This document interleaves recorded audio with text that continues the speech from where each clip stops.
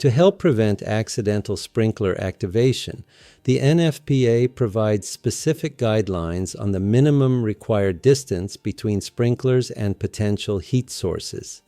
Maintaining this clearance is critical to ensuring proper system performance and avoiding false discharges due to ambient heat. In this video, we'll cover the commonly referenced table from NFPA 13, 13R, and 13D that outlines the required minimum distances between sprinklers and heat sources in residential areas.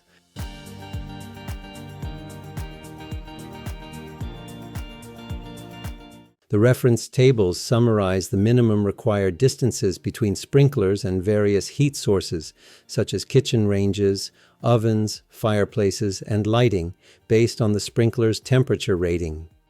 As expected, ordinary temperature sprinklers require more clearance than intermediate ones to prevent accidental activation. For example, the minimum distance between ordinary temperature sprinklers and the edge of a kitchen range is 18 inches, while for intermediate temperature sprinklers it's 9 inches.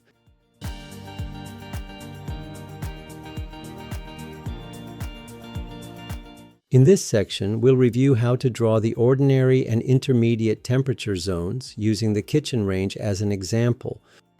To visually represent the ordinary temperature zone on the layout, draw lines parallel to the edge of the range at a distance of 18 inches. Then add a quarter circle with an 18-inch radius at each corner of the range. Sprinklers located on or beyond these lines can be assigned an ordinary temperature rating. This zone is illustrated in blue in the figure.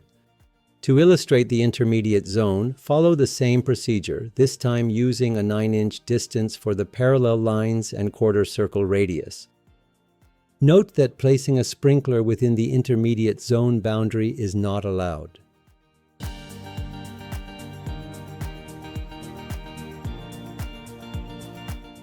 In this part of the video, we'll locate residential sprinklers within Unit 101 and the corridor areas where heat sources are present.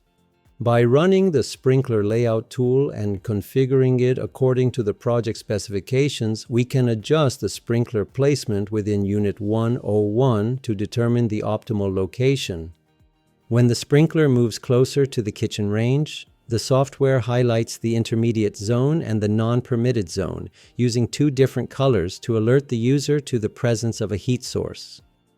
The software also updates the sprinkler symbol to indicate an intermediate temperature rating when it is placed within the intermediate zone. After placing the first sprinkler, we need to add another one to cover the northern part of the room, which remains unprotected. As the sprinkler is moved closer to the recessed fireplace, the software once again highlights the intermediate zone and the non-permitted zone to indicate clearance limitations.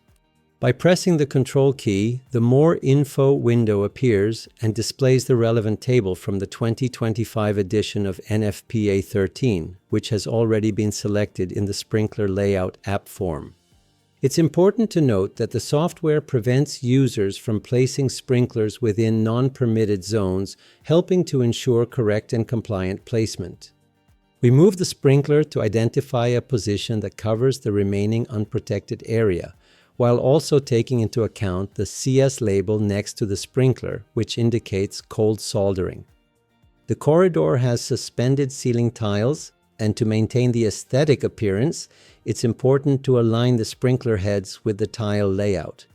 To achieve this, we use the Sprinkler in Tile app, which helps position sprinklers precisely at the center of tiles.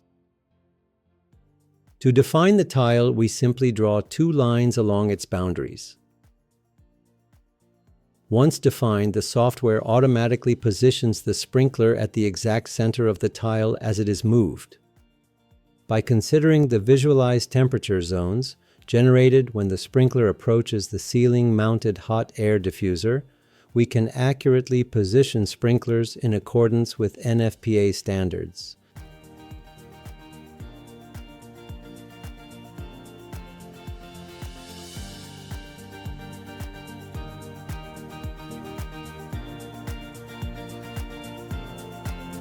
I hope you find this video helpful. You can download the software from nsvsoft.net